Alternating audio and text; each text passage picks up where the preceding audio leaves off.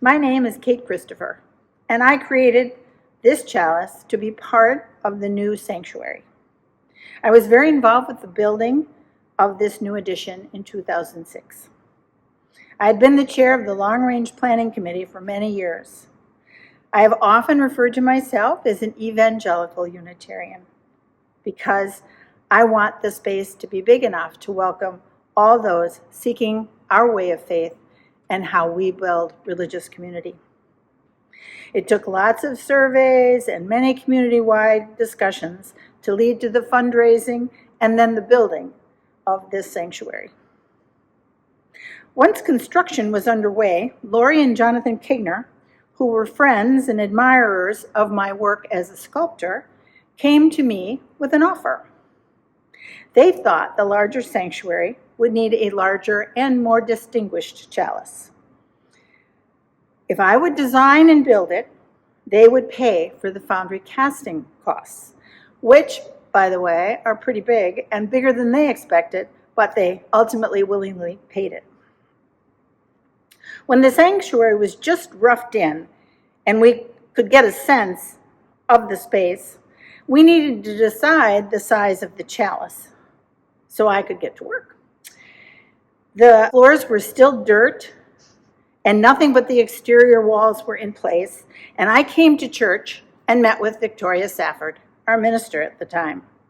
I had brought 3 circles sizes, 12 inches, 18 inches, and 24 inches, and I stood up here on the dirt, not on the podium, because this is where the podium would be, and Victoria stood at the back of the space, and we decided 24 inches was the right size.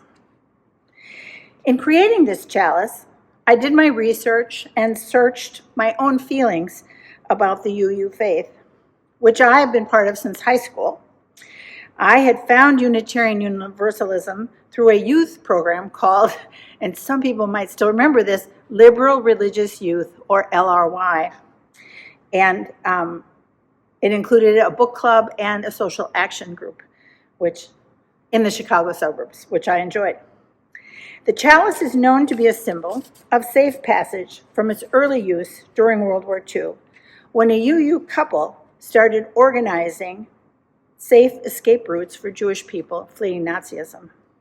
Over time after World War II, it has been adopted by most congregations as a symbol of Unitarian Universalism.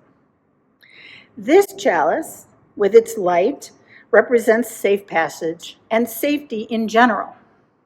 The hands symbolize that this sanctuary, this safe space, is held by the congregation. It is our sacred duty and covenant to be open and welcoming to everyone. Sometimes this welcome may seem like a small task, but righteousness creeps in. My way of thinking or believing or living is the right way. Others who do it differently are not included or welcome in my space. Many of us carry baggage from other religious traditions that we are still angry about. This can be another cause for feeling self-righteous about leaving those traditions. I want to be part of a community that does not require us to agree about our beliefs, but where love is abundant for all. It is the congregation's responsibility to maintain the community as culturally curious and committed to notice, cherish, and protect as our core values. Once I had decided on the hands in my chalice holding this safety, I needed to think about whose hands would represent this congregation. The first hand was Steve Bolton, who was our invaluable on-site construction manager with John Weaver. He had what I called old, gnarly farmer's hands since he was once a dairy farmer. The second hand I cast was Lori Kigner, and her hands were small, but not young. And the third hand I cast was Hope Safford, who was Victoria's daughter. And the fourth hand is my daughter, Sarah.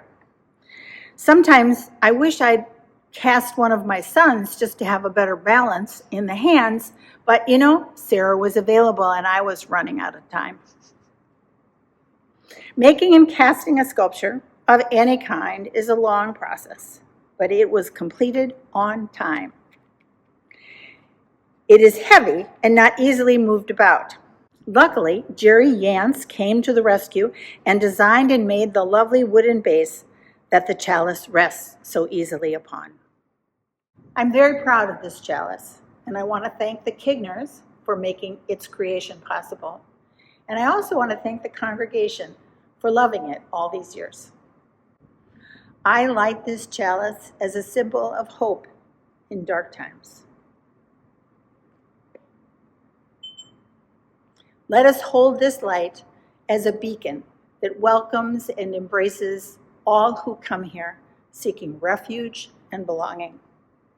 For here you need not hide, oops, it's gonna make me cry, nor pretend, nor be anything other than who you are and who you are called to be. Amen.